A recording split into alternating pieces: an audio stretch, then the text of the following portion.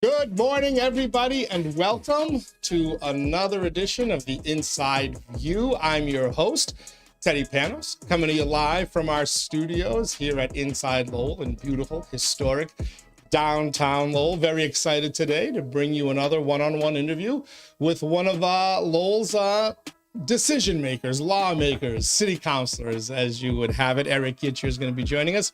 Before we do that, I want to wish everybody a happy day, a couple of days after Christmas. We're coming to you live on this Wednesday, December 28th. Of course, just a couple of days away from New Year's if you're watching this live. If you're watching this on at your own convenience, because as we like to say here at InsideLowell, we bring you news, information, and entertainment on your schedule, not ours. Well, we hope we hope you're enjoying whatever day or night of the week it is, but we're glad to have you here with us. Also glad to have our sponsors with us who help bring you the inside view and all of our shows here and our content on the website InsideLowell.com.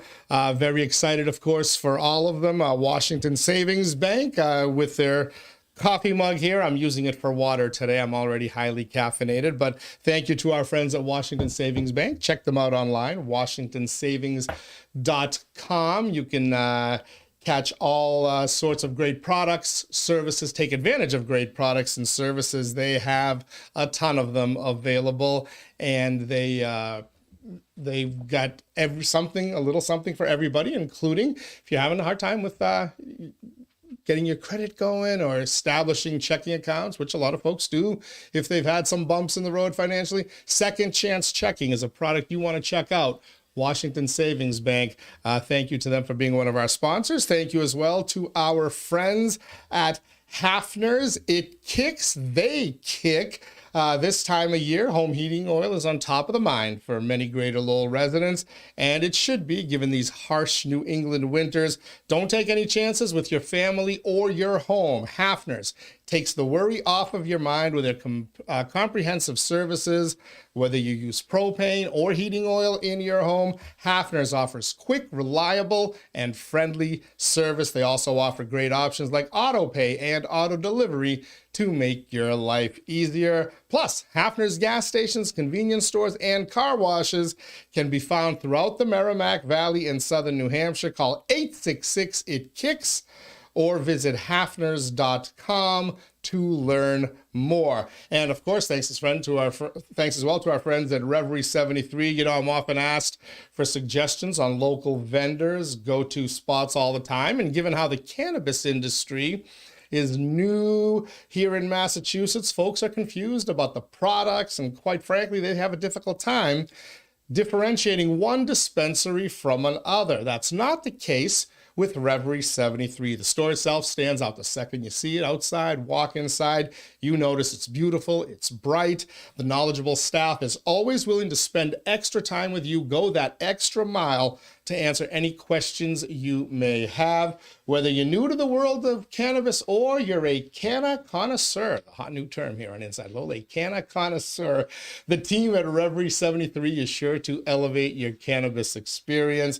Visit them at 1148 Bridge Street in Lowell or order online at reverie73.com. Thank you to them. Thank you to all of our sponsors. I'm going to give them a quick read, all of them again, before the end of the show. But right now, it is my pleasure to welcome into the Inside Lowell studios for the first time, Lowell City Councilor Erik Gitschier. Good morning, Councilor. How are you, sir? Good morning, Teddy. Good to be here. Good to have you here. But it's not really, you've been here once before. You came in for a little visit, but this is your first time actually sitting down in what we like to call the not so hot seat.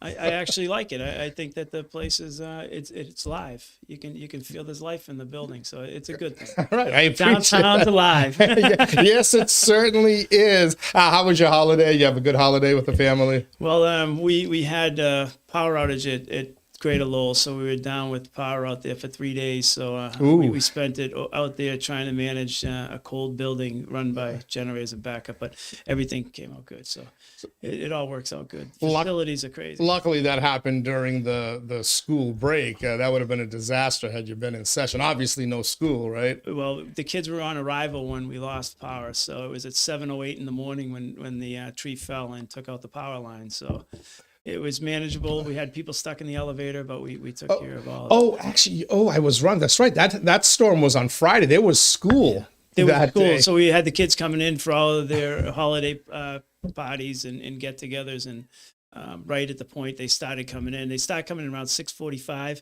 So around 7:08, boom, we lost everything. And but the team managed everything well. And the kids were home and safe by 9 a.m. And we were off to the races with all of the equipment between the switch gears, which run the energy in the building and the generators and everything running. So it was a long weekend, but we managed through, and we only had one pipe break, so we were all right. Knock on wood. So you'll be ready to roll when school's open. We're ready to roll Tuesday today. The 3rd, yeah, right? We're back up and running. We've been back up and running. We got the power back on Monday morning around 11, so we're just getting the bugs out of it, because as you get these surges that come through, as you know, with all your equipment here, everything is protected, so you have to reset everything. So everything in the building is reset, and we're back at full capacity right now, so it's good. All right, let's turn our attention to the city. Is it running as efficiently, as effectively as the Greater Lowell Regional Technical High School? Well, I mean, government always has its challenges. And when you start looking at challenges, it always starts with the hiring process, professional development, human capital. That's what you pay for. You pay for services as a taxpayer, but you want to minimize the amount that it costs you, and you want to maximize the environment that people work within. And doing that is not always easy when you have unions, you have non-unions. There's a lot of mixing that goes on there, and how do you create the environment so that it's a pleasure for people not only to work there, but to stay. And in your business, you understand when you have a happy employee, sometimes they'll stay even though they're not being afforded what others are. So let's talk. We're going to talk a lot about hiring, because you actually put out a lengthy Facebook post last night, and I want to thank you for that, because it's as if you did my show prep for me this morning. But I want to talk about something that we posted on Inside Lowell yesterday. It was a letter that you and your fellow city councilors received. It was from the Lowell Firefighters Local 853. That's their union. They were answering some recent criticism which was discussed here when City Manager Tom Golden sat in the chair that you're sitting in right now, and we talked a little bit about sick leave use and overtime pay. It was a very lengthy letter. I encourage everybody, head on over InsideLowell.com and read it. We posted it in its entirety. Did not edit it. I did a couple of things for formatting. It's a technical junk, but every single word they wrote is there in the order they wrote it. And it was a pretty thorough thorough explanation, at least their point of view. What did you think of that letter? You brought it with you this morning. I wanted to thank them because they make my Facebook post look short. That's true. Yeah, guys, a little shorter, a quick one-page summary. Let the media's professionals have that, because that's all we can handle. And then you can explain in detail during contract negotiations. Whenever you have employees and you have management, there's always going to be a disagreement on how the hiring process goes. They referenced in there, chapter 43, section 105 of how the manager has to notify a city council of certain things. And when you read it, it's clear. The manager has the right to manage under Plan E. So he can draft whatever he wants. So when he posts, the posting is a guideline for us as a city council to vote on the ordinance for a position to be posted. It's a guideline. It is not a factual piece that anybody has to be held to for the vote for the ordinance to be appropriated. When this position was voted through the ordinance, that was June 7th. So budget hearings were there and everything. So it's just basically telling you, okay, we're going to put in a new position here and make sure that the council's aware of it, as that says in chapter 43, section 105. When you start going through it, I asked one of the union officials, did you hand this letter to the city manager before you brought it to his bosses? And I was told no. And I just thought that wasn't really fair. So this letter went only to you and your fellow councilors. City manager Tom Golden did not receive this letter at the point that I received it. At the point that you received it. I don't know past that. And I just felt as though, if you're going to go to someone's boss, why not go to them at the same time? I think that's just fair.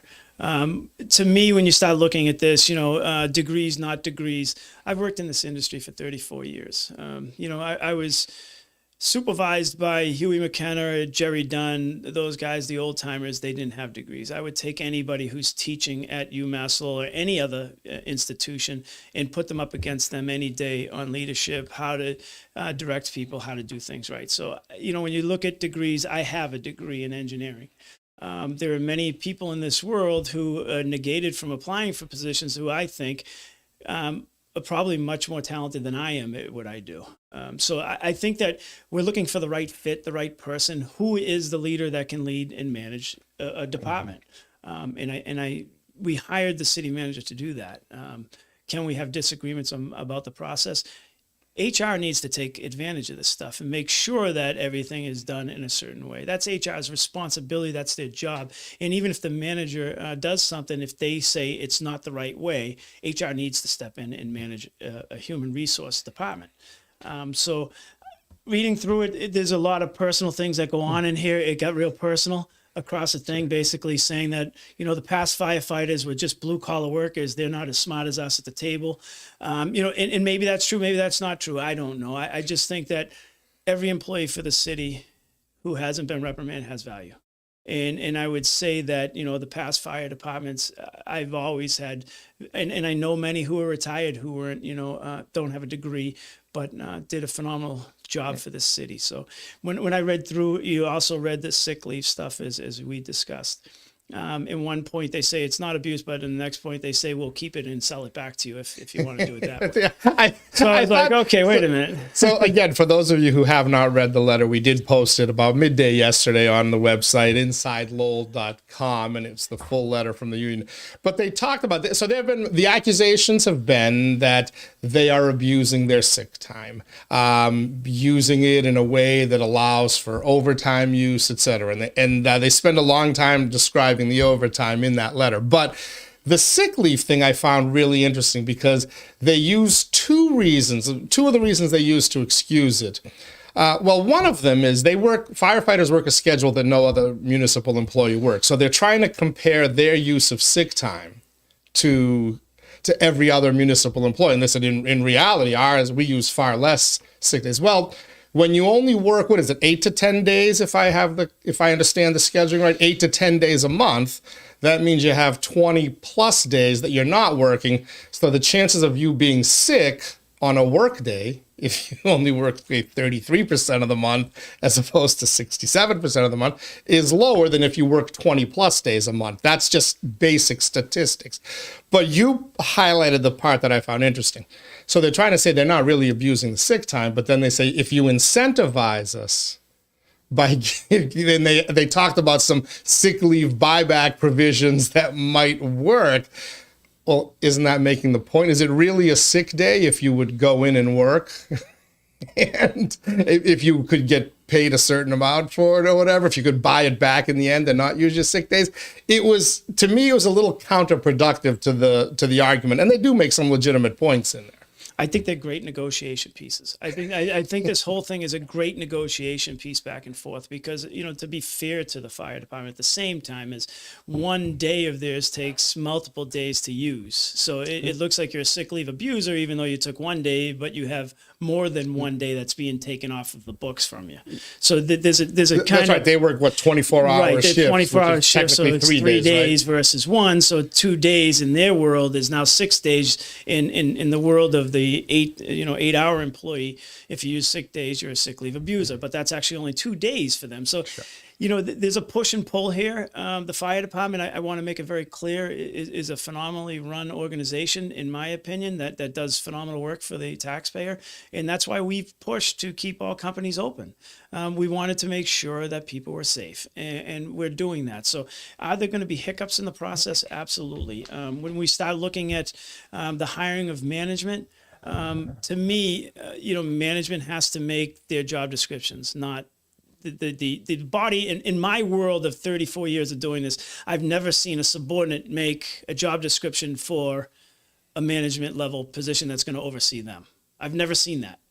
But again, I don't know when you start looking in this world, which is a little bit different, but I've never seen a subordinate make a job description for someone who's now going to supervise them. So, whether you need a degree or don't need a degree, I have been in classes. I went to take my master's degree in public administration. I lasted like maybe 8 classes in, and I couldn't take it anymore because the person actually never worked out in the field, but was telling you how it works. And you're saying, well, this isn't the way it works. So, there's theory-based and then there's application-based on positions. So in my opinion, you have to look at right fit. What is the need of each community? A degree doesn't necessitate what is actually needed in a lot of cases. So I think that this was a discussion that the manager obviously had at one point with the fire department, and he disagreed, and he has the right to manage. And he posted what he felt was in the best interest of the city,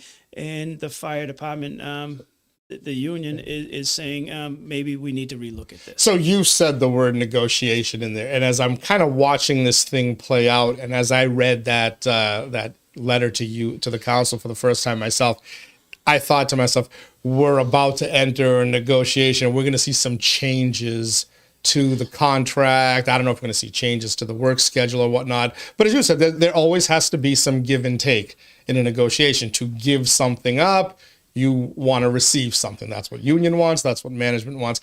Is that what we're seeing? Are we seeing this start to play out publicly here? I don't think that this has the proper forum for a negotiation. I don't believe that this piece needs to be negotiated as was outlined. But I do think in future negotiations that this will be pulled into it as a piece to negotiate back and forth for the best application for the department. But when you start looking at it, the manager does have, once they took the fire chief out of civil service, it changed the whole game. And now, now the manager has the right to manage and pick a fire chief or a police chief. Is this a little bit of hangover from That's that? Absolutely Still some sore feelings about that battle a few years back. And that was, I believe, we're going back to Kevin Murphy's time, right? Yeah. They pulled that out, and now you're seeing, now this is the after effects of pulling somebody out of civil service. These 2 jobs that we're talking about could have been in civil service, but they got taken out of civil service. So, I think the manager has to manage. There were 2 phenomenal employees who applied for a position. One was the one that the manager chose, He has the right under Plan E to manage. The council getting these things, I don't know how productive it is because the council has no say. And if they do try to overstep their boundaries into this piece, it's a personnel issue. They're claiming that, but you guys are responsible for supervising the manager. So if he did something that may end up in litigation or mediation, however the union rule works, because as I've read that, it appears that they're trying to set up the case to challenge that appointment of the assistant to the fire chief, deputy fire chief, whatever we want to call it. But it appears that they try to lay out the case for why that process needs to be done over again. And it almost reads like they may try to go through whatever vehicles they have contractually, again, whether it's arbitration, mediation, lawsuit, or whatever, to try to get it settled. As you saw that position posted, you did vote on it, right? As you mentioned in June. Yes. You are confident that everything was done properly and as it should have been according to state and union law? I'm confident that the manager has the right to manage the city. And if HR looked at it, I don't know the background to what was discussed or how many times they went back and forth in there.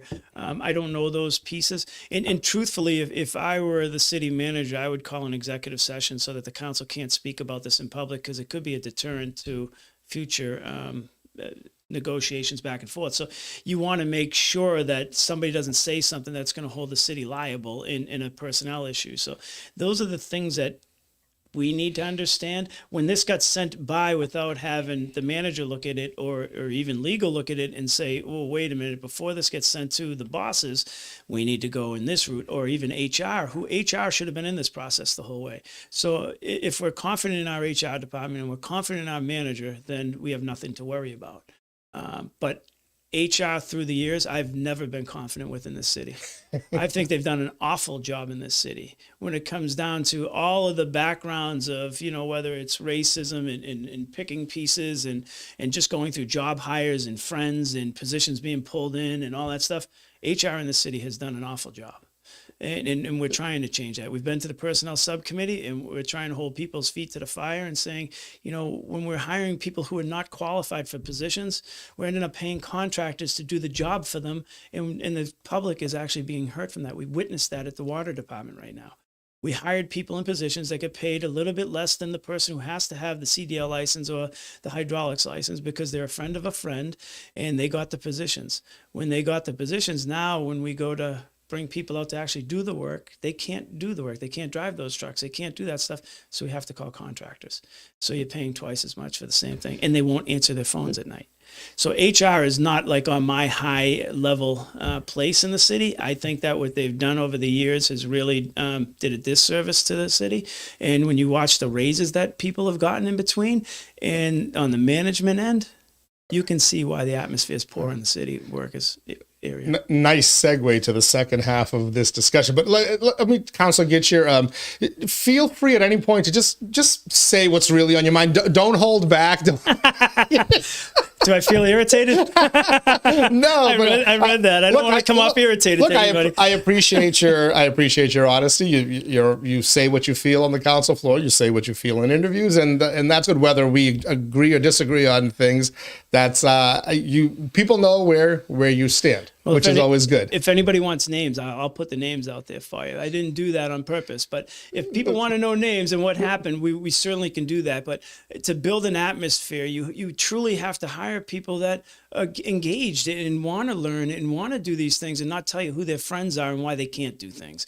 And I think the manager Golden has an uphill battle right now with changing the culture and the atmosphere and trying to recognize the good employee before they sink down to the level of others. All right. We are joined in studios live by Lowell City Councilor Erik Gitschier. If you're watching us live, it's 10:22 a.m. on this Wednesday, December 28th. We're going to talk a little bit about some of Councilor Gitschier's gripes because they've been very public on the council floor and on Facebook regarding hiring decisions, the way people are paid, the way people are treated.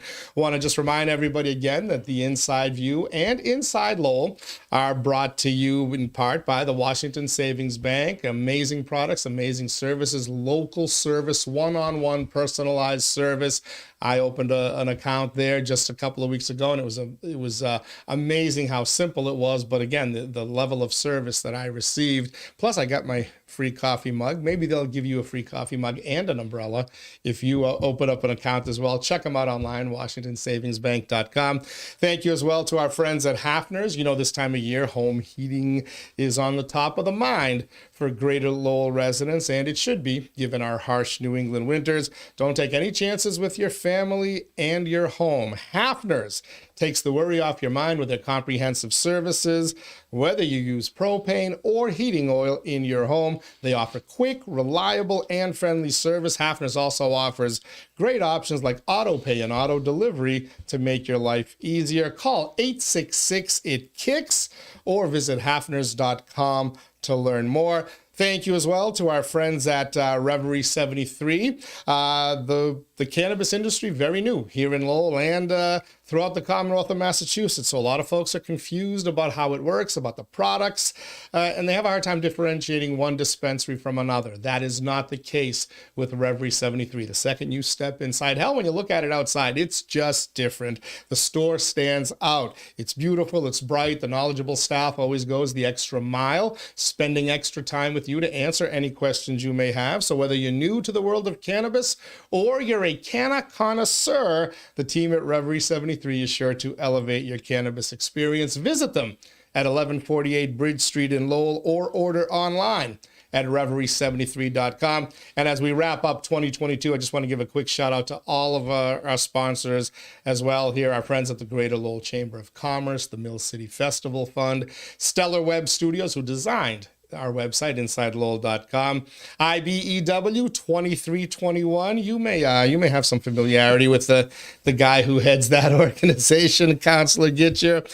Thank you to Real Estate Ray Booton. Thank you to Lowell Lock and Key, our friends at Spectacle Live. They're just announcing shows left and right for the 2023 season over there at the Lowell Auditorium. Thank you as well to Francis E. Preventure Insurance, to the Greater Merrimack Valley Convention and Visitors Bureau, Phil Tebow Architect. He's been the subject of a good back and forth on Inside Lowell. Check out his scathing criticism of the Drake Board of Selectmen, or at least 3 members of it.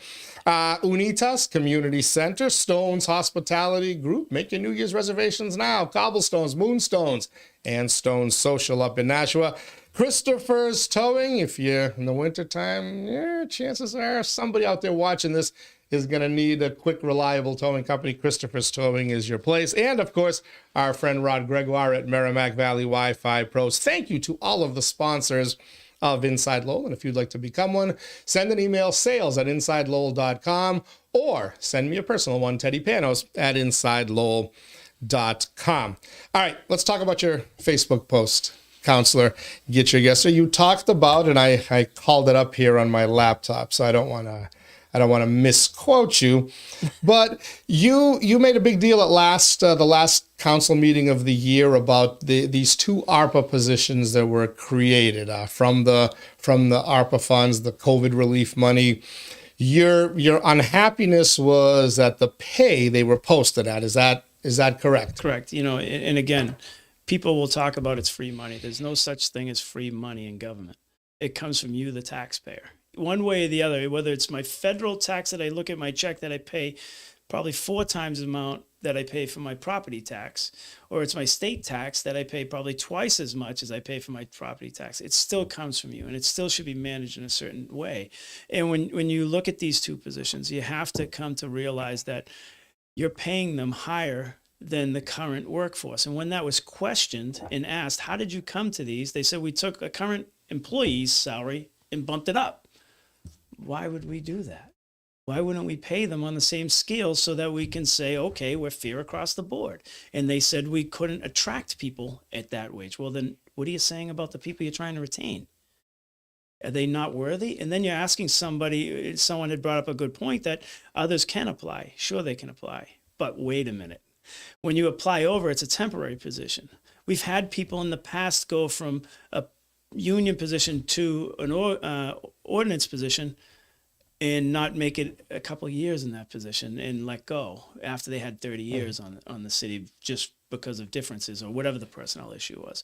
So a lot of people in that environment now will not apply over, and they write job descriptions as, they write these, what you need to have all of these great college degrees and everything else. But wait a minute. You just negated all of your workforce who actually know munis, who actually know how to do all these things. Your assessor department, your treasurer's department, your clerk's department, all those departments now can't apply because you wrote it. Even though they have more skills than anybody you're going to take from the outside, somebody from the university got this little degree that we keep talking about, plastered on their wall. How do they become more qualified than somebody who's done this for 30 years and has done the financial piece and everything?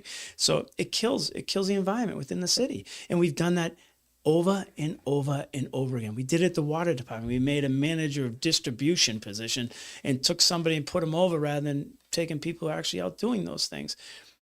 And you can look throughout the whole city and look at these things. And as that happens, and Teddy, if you get up to go to work and you worked hard for all these years and, you want to be promoted up, but you love what you do, and they write it so you can't, it kills the environment. And that's what's happened in this city year after year after year. And someone has to stand up and say, listen, enough is enough. Let's talk for the people who... So you make some legitimate points, and I could see where if I was working for the city for a while and I've got a certain skill set and whatnot, I might be a little perturbed that somebody's coming in at more money. The issue that the questions I have are how do you fix it and how long it takes to fix it. So these are positions that had to be created. Is that correct? They didn't have to be created. This is management's way of saying they needed more help, so they created it. Have to. That's always subjective. Does somebody give you 8 hours a day of work, or you got to put 2 people in there because you're only going to get 4 hours and 4 hours out of employees? So it's very subjective on what we're doing. Do they have to be created? If we had no money and this wasn't federal government, and we had a grant coming in, who would manage that? We do it every day. And why do we have to create more people? And that's a point that I made. That's a very legitimate point.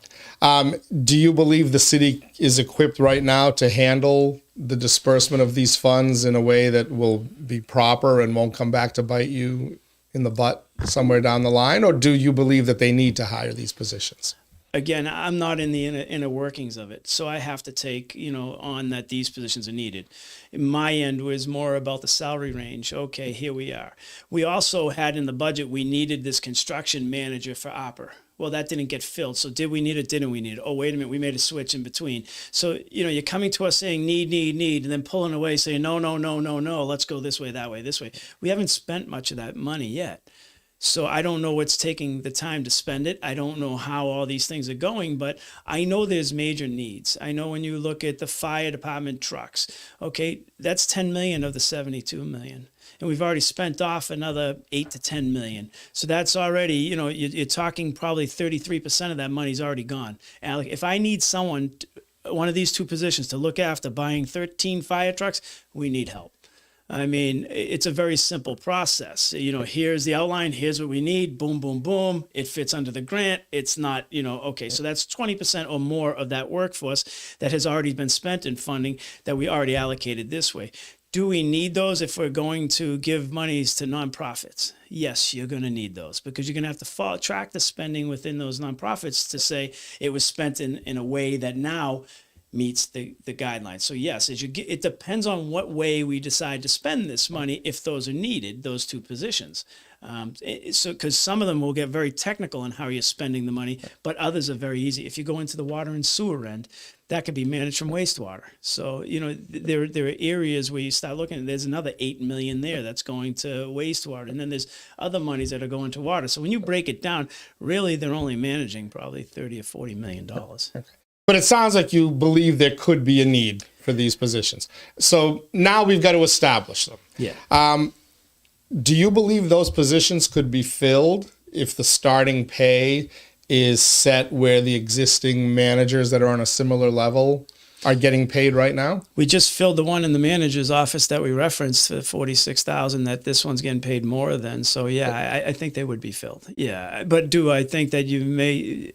We're going to see in a few weeks when these get hired, and we'll question. We'll see if these are insider trading or if it's, you're going to know just by the hires. So, will you hire someone from within that will come up and say, I want a 4-year job to get the maximum rate so I can retire at the higher rate? That would probably be the logical thing for somebody. If they're making, $10,000 less than this position and they can come in for their balloon 3 years and out, like a lot of people do in municipal government, maybe that's going to happen for an employee. But what about the other ones who do this same job? We're not, I'm looking at function. We're looking at, so the function of the job description itself was written off another job description, which falls under a certain union. We negated the union. We grabbed this piece, which to me is an unfair labor practice. You grabbed this piece and said right in public, we took this job and bounced it up one step. That's not fair to the person who's in these jobs. Correct, but there's another angle of it, and this happens in every person's career at some point. They have to make a decision. Do I stay where I am, or do I take this risk and apply for a job where, you don't, I know I can keep working this job for X number of years and I'll then ride off into the sunset. I can take a risk, it's a little bit more money right now, but there's no guarantee that 2-3 years from now this job exists. That happens every day in the workforce. So doesn't it stand to reason you'd want to incentivize that one a little bit more? No, because you have an atmosphere in government that you have to work within. You made a short-term decision that's going to have long-term effects. So you're giving one person that opportunity out of a workforce of 2,000. But it's a short-term It doesn't grant. matter. The federal government has said you got to spend this by 2026, I believe. Well, then right? pay it the same as the other employee and keep the atmosphere within your company. Do you think it'd be like coming in and who would saying, apply okay, for it at that point? Do you think you're going to get a qualified candidate? you're going to get the same qualified candidate from the outside as you're going to get for these two. It's not going to change. You're getting Blue Cross Blue Shield. That's also included in this. You're talking $40,000 in benefits. Right now, as you know, so we're building on inferences here. Right now, as you know, it's hard to get help anywhere. So you could jack that up, but you can't retain help either. The city has the worst track record in Massachusetts, besides maybe Lawrence, for retaining employees. You train them, they go off. You're a training ground to go off. So why not look at everybody's salaries and adjust them before you start making fun of them and coming out public and saying, hey, listen, we don't pay you enough, but we're going to pay this person enough because it's fake money. Legit point. But how long does it take to change a citywide pay scale? A lot of these are union jobs that are collectively bargained, right? Or are we just going to go start giving raises above and beyond what's been contractually negotiated to a lot of these positions? And I don't know exactly how the management pay scales are set, but I agree with you. But are you going to just, this year, we're going to bump everybody's pay up to be competitive with and I'll give you my town, Chelmsford. It's disgusting to me that my town, Chelmsford, I don't want to say overpays, but pays so much more to do the work in a community of less than 40,000 people when Lowell's managers, Lowell's employees are working in a place that has 120,000 people. That's you could say, well, look, we're losing them to Chelmsford, we're losing them to Tewksbury, et cetera. But to me, that's a problem for Tewksbury and Chelmsford, not Lowell. So you are for the worker. You just said that. So what you said to me is, at the end of the day, we had no problem paying management more than the people in Chelmsford, but you and the lower end, we don't want to negotiate with across the board people. Oh, no. What I'm trying to say when you look at the CFO, when you look at the clerk, when you look at the HR director, when you look at all of them had no problem getting raises. Well, the others we kept down. Why didn't we keep them down and give actually the people who make them look good the money? If one raise over the last few years, and I don't have the numbers in front of me, was like $80,000 over the last 6 years. It was like a 10% every year or 9% every year for that period of time. That $80,000, if you transitioned that to the workforce, could have given 50 people their raises to that point. So you're one position. Okay, wait, 50. You're decrying the pay raises to the top level execs. You're saying give it to the lower level. I'm saying treat people fair and make the atmosphere right. Okay. So, and when you do that, when you at the end of the year, every year, I'm not decrying anybody. I'm decrying the way that budgeting is done. When you start putting back $3, $6, $8 million back into a savings account and saying everything's working correctly, and you're losing your atmosphere, and you lost it for many years. This has been going on. And you took the money, you put it back in that instead of reinvested it into production in your workforce. That's what's happened. They had no problem telling you there's no money here. Wait a minute, I'm going to put $6 to $8 million away every year. Oh, wait a minute, and give us raises, and we're the ones negotiating. But are we losing DPW workers? Are we losing teachers? Are we losing whatever? Or are we losing administrators? Because we're losing it. Every time I look, we're losing an administrator. Well, by choice in certain ends, so by choice, there's a difference. So, but if you don't give them raises, then you're going to lose that. You're going to lose them if you follow the reason. If you're going to lose the 40,000 a year employee, you're going to lose the 100,000. You don't lose administrators solely based off of salary, and that's where people are wrong. So you lose administrators off of not providing them resources to get the job done. And when you don't give them the proper budgeting pieces to actually be able to fix problems, and you keep telling them about the problems, at the end of the day, they get frustrated. They'll even take less pay to go to a different community because they'll have the resources to actually get the job done. So when you look at our heating systems, we didn't even give people the resources to do these. We didn't change filters in many years, the glycol in them, many years. And you wonder why people got frustrated and said, hey, I got to go, because everybody wants to do well at work. So if I can't give the staff underneath me, it doesn't matter how much I make as a manager. I can't keep them happy to get them to do the job because I don't have the resources to do it within. If I only have 6 trucks to do the city of Lowell for snow plowing, for salting, and it takes 8, and you say, don't worry about it, just get it done, and it takes me many hours afterwards, and I have to read on every social media how bad of a job I did after 48 hours, I'm starting to look. But you're talking about a systemic problem that has been decades in the making, right? Of course. No. So, I'm not saying this manager. So what I'm saying is, but you're being critical of these decisions today. How much time realistically does it take to change this culture and also to change a budget? Because the simple answer is give everybody the raise they deserve. Management, employees down below. The taxpayer, when they find out how much they have to foot the bill, is going to lose their mind. The taxpayer's been footing the bill, Teddy. It's going into a savings account. I just got done saying that to you. When you're taking millions of dollars at the end of the year and you're throwing it into savings accounts, knowingly holding off on hires. So say an opening comes at the DPW, you knowingly held off for 2 months because you know it was budgeted at this much, and that money can be now grabbed and ran to other places. There are issues, and we do that knowingly. We had 81 open positions at one point, 84 open positions. What do you think the reason why was? Well, some of it hiring issues, but... Teddy, be honest.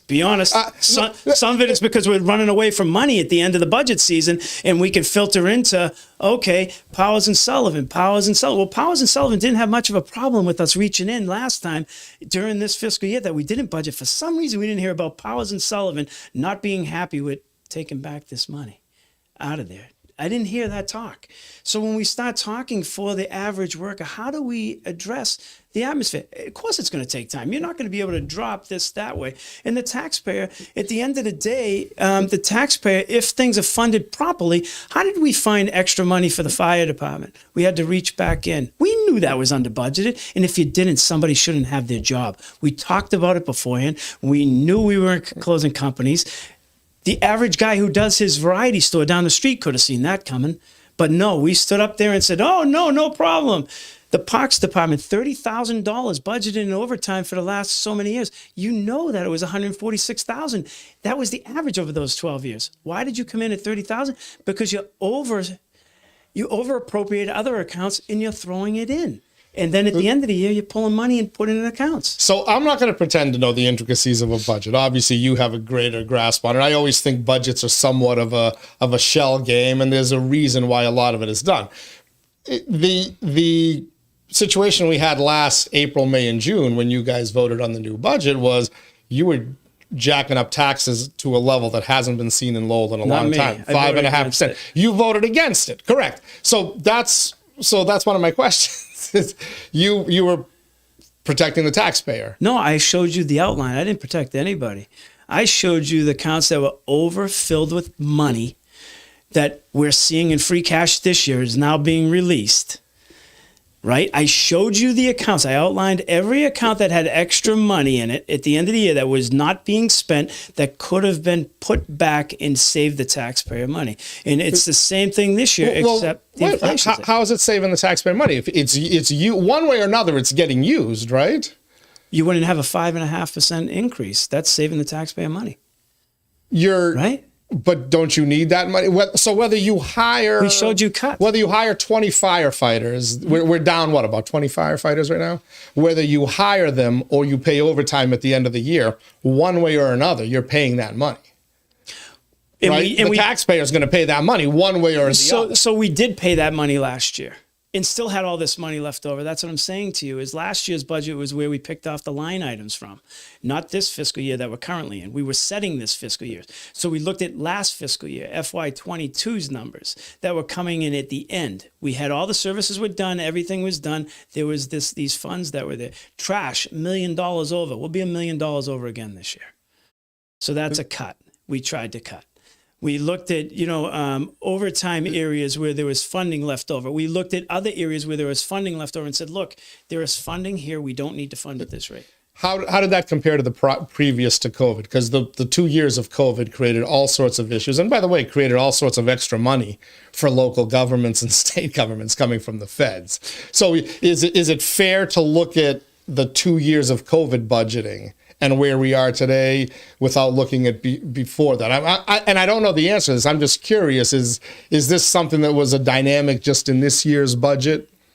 Again, I went back 5 years and looked at the rate of free cash that kept coming in.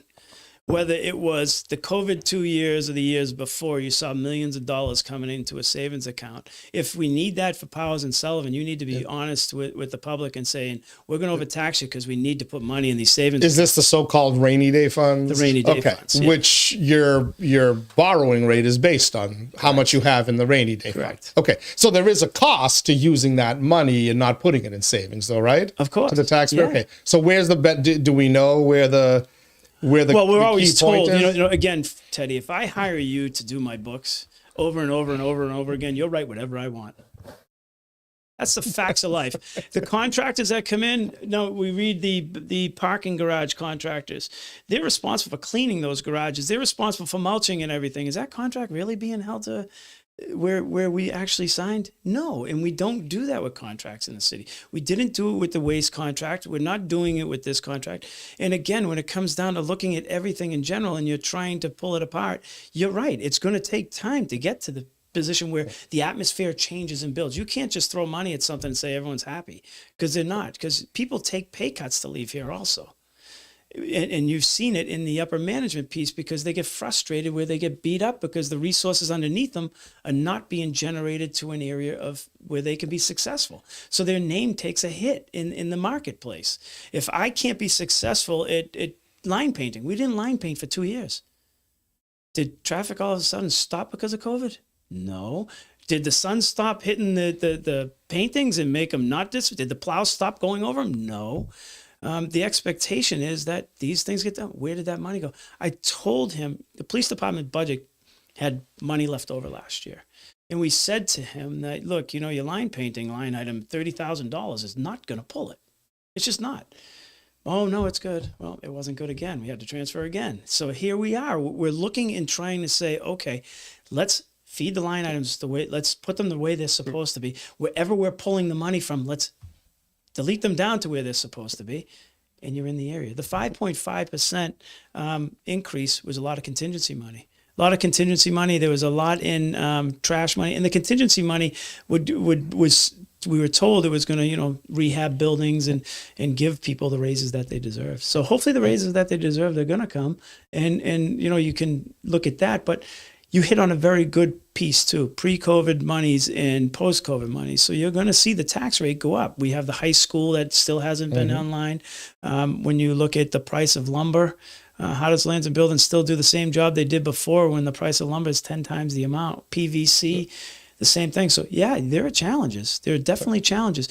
But in order to create a atmosphere within a work environment, you have to understand that things like this kill work environments. So you're coming up on your colleagues are coming up on their 1 year anniversary of being a council. The manager has got 8 months? 8 months, yeah. In now at the end of the year. Have you seen any progress? Because again, a lot of what you're highlighting is decades in the making. No. Are you seeing progress? Teddy, when you take a job, right? Wouldn't it be better if someone highlighted what their expectations were instead at the end of the 5 years or 4 years, kick you and say you didn't meet this expectation, you didn't meet that. Why wouldn't you have performance evaluations in place saying, here's what we want you to meet. Tell me your challenges along the way. We do have performance evaluations. They basically We don't. pat everybody on the back sessions to give the pay raise. You know that, right? Yeah, and then that's one of the problems, right? So why not outline what your expectation is in year one and see how they react to it? That my expectation was put there. Here's my expectation. I said it out loud. That's my expectation. The council's expectation was different. Continue in the path you're going. That's what the council said to you. 10-1, 9-2. They said, continue in this path. You can pay people more than the workforce. Don't worry about it. That's the atmosphere that the expectation was set. When you start setting real expectations for employees, they'll either respond or you need to go another direction. And I do believe this manager has not only responded, but he's going to respond to a level the city's never seen. So if I don't say it to him and say it out loud to him and make sure that you're questioning me about it, nothing's going to get done. Right. It's the way it's always been done. So that's important because people read you, watch you on the council floor. They read your Facebook posts, and the thing is, he's always bitching. He's never happy. He's always bitching. It sounds like you're happy with what the manager has done so far. And if I'm reading it correctly, your style is just, I'm going to just keep pushing. So just because I'm happy overall, if I see one thing wrong, I'm going to call it out. Is that fair? That's not one thing wrong. One thing wrong is you missed a pothole. That's one thing wrong. This is way bigger than one thing wrong. So, and you know, the cloud that every one of us has a group of people that we're within. So your group says this. The other group says something totally different that you don't see. People want government challenge so that they feel as though things are getting done and things are moving in a direction. If they don't, there's a ballot box in another few months and they can vote whatever way they want. I don't get paid to do this. I put everything on the line, my reputation, everything's on the line for $0. I'm not up here looking for health insurance. I'm not up here looking for your $25,000 gift. I don't care about any of that. I grew up in this system and I want to see it work to the best of its ability for everybody. So the future of the city has a path that we're going to go under. If we would have taken on these challenges many years ago, would we have an infrastructure falling apart in all the schools? And you still can't go to the bathroom in City Hall's bathroom. And it is my wife that goes to the bathroom. I can't believe women are made to go to the bathroom in those places. And it's allowed. It's a joke. You wouldn't send your wife in there. There's no way. No question. It's sad. It's almost 2023. They have to go to the same deplorable conditions men go to. And this is below men. This is something that the homeless guy in his tent has a better bathroom than they have in City Hall. And it's sad to even say that you're saying this about such a historic place. And every manager over the last 10 years has seen this. So when we look at how are we going to make changes that are going to be good for everybody? If you don't challenge, we can all sing Kumbaya and walk away and say, everything's looking great. Everybody smile for the cameras and walk away. I can do that. But it's not my character. It never was my character. My character is, okay, how do we set an expectation, follow through on the expectation, and make sure that those things are getting done. Very shortly, you're going to see I am going to ask the manager, and I'm going to outline every one of my unanswered motions, and they're going onto a city council packet saying, I want to know where these are. That's called following through on your expectations. And for the record, I agree the government should get challenged by politicians within it and others within it and by the media as well. So the style wise, I agree with you on that. I do want to end up with one question here though. You said, we told him that this wasn't going to be enough and it wasn't. I mean, you said the word him a couple of times. Who are you talking about there? Is that the city manager or is that the CFO? No. It was during the budgeting discussion. During the budget discussion, we said it to the fire chief. He stood up there. The CFO was standing there. The city manager was standing. City manager, in fairness, only had a few months in, and he's just trying to figure out in between. It was said by Councilor Noon and myself over and over again. This was not going to be enough. Are you sure? Well, in the beginning it was and then it went that way. If you want to change government, you're going to have to hold people accountable. You remember, we'll go back a few years. Okay, so we have a water main broken on Merrimack Street. And we are down at the end of Central and they're going to break a brand new road. I pulled up, and what did I say to him, Teddy? No way. Do not touch this road. We'll have a leak detection done, which the city of Lowell had never done in that case. We had a guy come in, leak detection. It was in front of your place. Can you imagine if we had 15 holes going down a brand new road? So change isn't always something that people are going to agree with. And the group that was out there said, oh, we don't need to do this. Yes, you do need to do this. We're not breaking this road.